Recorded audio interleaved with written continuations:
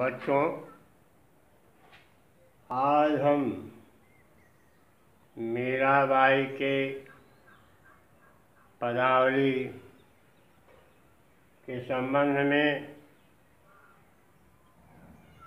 अध्ययन करेंगे, जो पूर्ववत उपर्युक्त दो पदों का व्याख्या हो चुकी है। यह पदावली कहाँ से अवतरित है? मीरा सुधा सिंध से ये सारी पदावलियाँ ली गई हैं।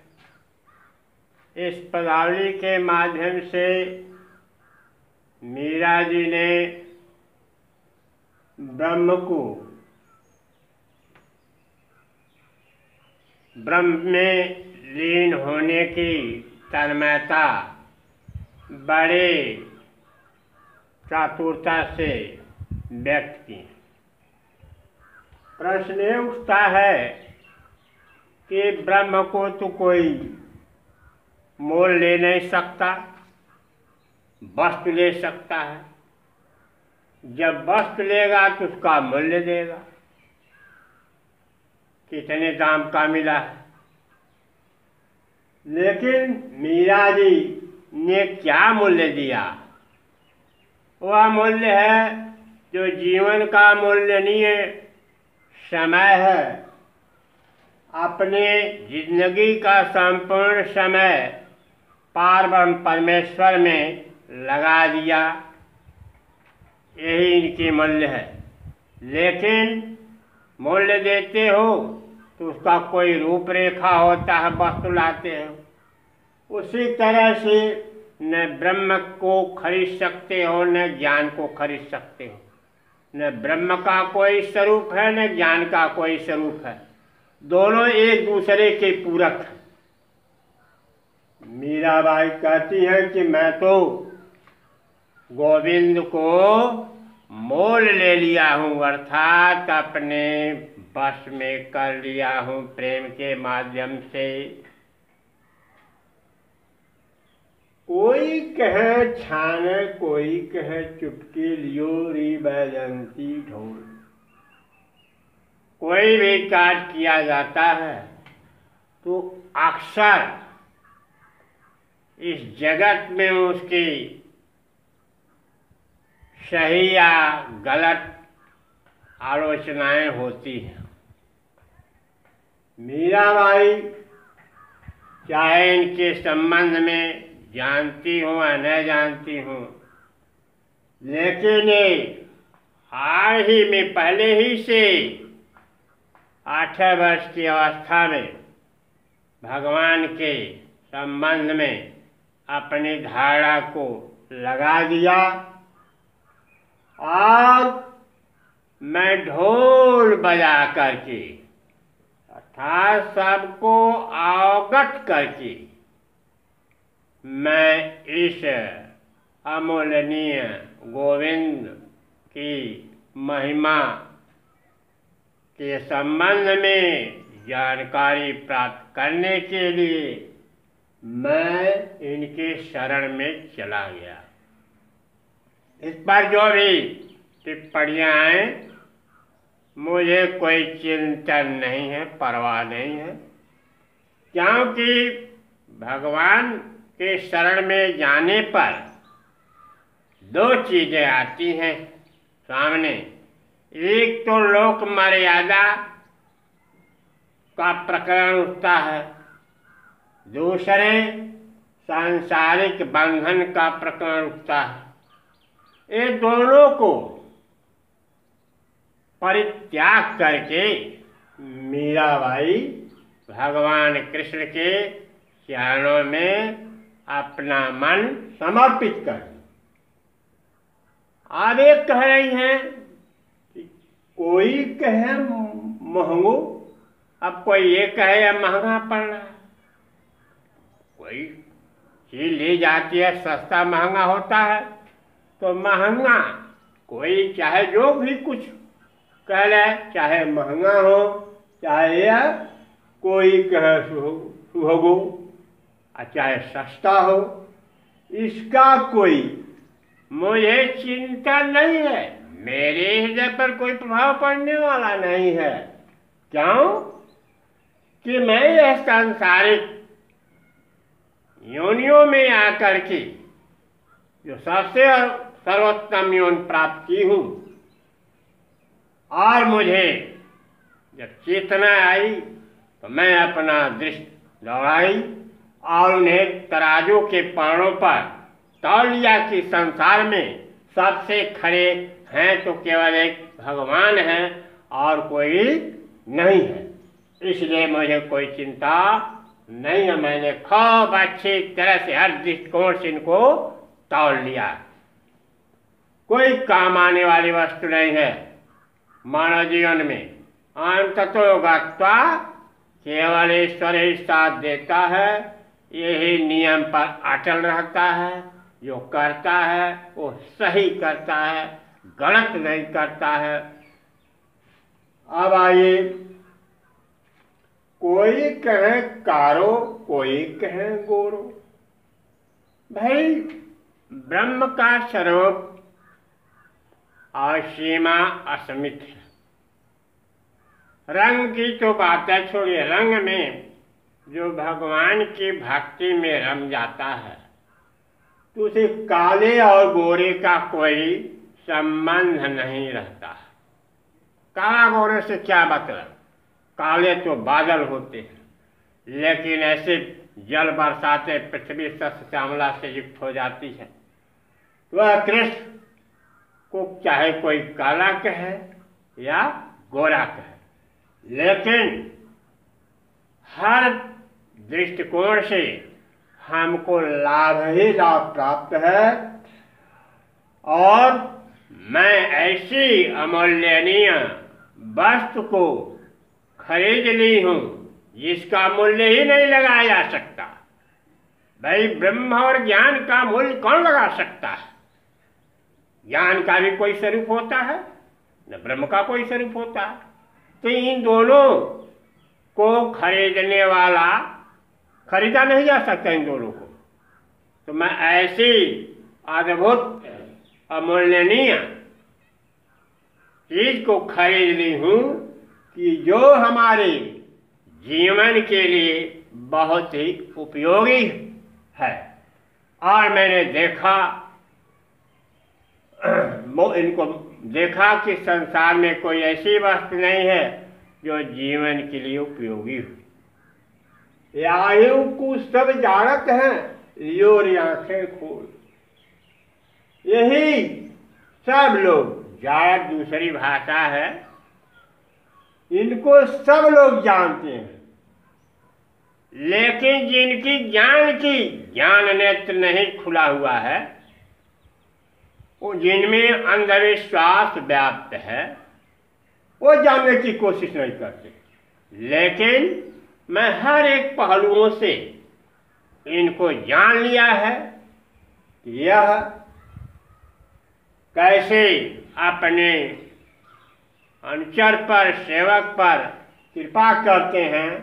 इसका तौल मैं अपनी ज्ञान चक्षु के माध्यम से इनको देख लिया, खोल करके, नजर दौड़ा करके, कि यही एक ऐसी अमूल्यनीय निधि है जो मानव के जीवन के लिए और बहुत ही सहायक हो सकती है।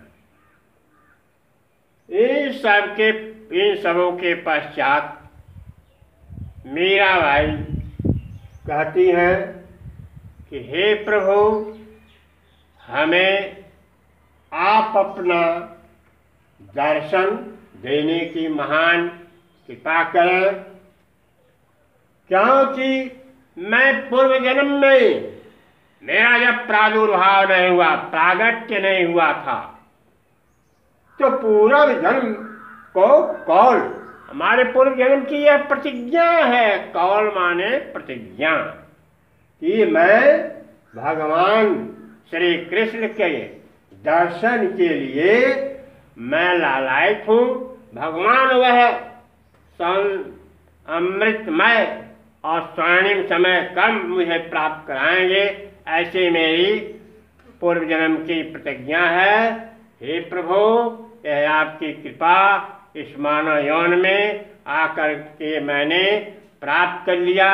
जो आपके चरणों के प्रति मेरी भक्ति हमेशा निरंतर वृद्धि हो रही है, यही आपकी कृपा की पहचान है। अब इसमें मीराबाई जो है इनका गेय पद है, पदावली है और तन्मयता और बहुत ही मार्मिक दृष्टि से दर्शाया गया है। इनकी भाषा जो है ब्रज भाषा है, क्योंकि कृष्ण के जितने प्रेमी हैं सब ब्रज भाषा में लिखे हैं, क्योंकि ब्रज में इनका बड़ा मूल्यनीय समय व्यतीत हुआ। इसमें मीराबाई भगवान कृष्ण के परम स्नेही थी और जीवन भर भगवान की प्रेमिका रहीं, और इनकी यही धारणा थी कि भगवान का दर्शन हो। यह धारणा सिद्ध हुई। अंततो गत्वा प्रणांत के समय इन्होंने कृष्ण का कीर्तन करते हुए अपना यह शरीर का त्याग किया और प्रभु का दर्शन किया। क्यों अभी मीरा के पदावली में आए हुए पद की व्याख्या हो रही थी और अगले पदावली की व्याख्या होने जा रही है। इसी संदर्भ में यही मीरा कृष्ण के प्रेम और भक्ति से युक्त भाव से अपनी भावना अभिव्यक्त कर रही हैं। भक्त का तात्पर्य है हर एक पहलुओं से अपने को परिस्थिति के अनुकूल संचालित कर लेना, ढाल लेना सबसे बड़ी कार्यकुशलता होती है। मीरा एक ही बार नहीं, हर एक स्थिति यहाँ उपस्थित हो रही है और कह रही हैं कि मैं तो सांवरे के रंग राची है। राची माने रचना, जैसे हमारे सांवरे प्रीतम हैं उन्हीं के रंग में मैं भी रच गई हूँ, ढल गई हूँ। यानी इसमें कोई संदेह नहीं है। अपने को भक्त जब ब्रह्म के प्रेम में लीन होकर के संसारिक वस्तुएं उन्हें दिखाई नहीं देती, केवल ब्रह्म ही दिखाई देता है, तब ज्ञान का दीपक प्रज्वलित होता है और ब्रह्म के प्रति धारा पवित्र हो जाती है। हर पल उन्हीं का चिंतन रहता। तो मीराबाई कहते हैं कि मैं भगवान कृष्ण जो सांवले रंग के हैं उसी रंग में मैं रच गई हूँ, ढल गई हूँ। और साज श्रृंगार, भाई कोई भी काम करिए तो हमें पहले स्वच्छता बहुत जरूरी है, क्योंकि भगवान स्वच्छ और प्रसन्न चित्त वालों को ही चाहते, क्योंकि हमेशा प्रसन्न रहने वाला, कभी दुखी होने वाला नहीं। कारण ये है कि उसे किसी से लेना नहीं है, वो तो केवल दाता है, इसलिए प्रसन्न चित्त रहते। गंभीर वो रहता है जिसको लेना रहता है, चाहे भक्त हो चाहे कोई भी हो। तो जब लेना है तो आपको पहले उनके रंग में उनके विचारों में, उनके प्रेम में आप रमिए, तभी प्राप्त कर सकते हैं। तो यह साज स्नान ध्यान करके यह अपने पैरों में घूंघूर बांध ली। जैसे नृत्य करने वाले लोग यानी सौंदर्यता बढ़ाने के लिए, प्रेम को आकर्षित करने के लिए लोग नृत्य करते हैं, सबका निगाह इसी पर। और बांधने का तात्पर्य यह है कि मीराबाई अपने पैरों में घूंघूर क्यों बांधी, ये प्रश्न है। इसलिए बांधी, जब आप अध्ययन करते हो, कस के बोलते हो, तो दूसरी आवाज नहीं सुनाई देती, केवल आपकी आवाज आप ही को सुनाई देगी। तो मीरा परम विदुषी भक्त थी कृष्ण की, इसलिए भजन करते समय हमें दूसरी कोई आवाज मेरे कान में सुनाई न दे, इसलिए घुंघरू बांध करके यह क्या की, नाचने का जो है कार्यक्रम प्रारंभ की। लोक लाज तक नाची, और क्या, नचनिया जो नाचता है ये नहीं देखता कि हमको शर्म लगेगी, ये मर्यादा के विपरीत है, इसका चिंतन नहीं करता। उसको तो दाम लेना रहता है, वो लक्ष्मी नचाती है। उसी तरह से मीरा सब लोक लाज का परित्याग करके, नारियों का क्या संस्कार है, उस संस्कार का परित्याग करके यह क्या के नाचने लगे। उस इनकी इच्छा क्या थी, कृष्ण की भक्ति प्राप्त करना। कितनी अमूल्य चीज है, इसका कोई पारावार नहीं है।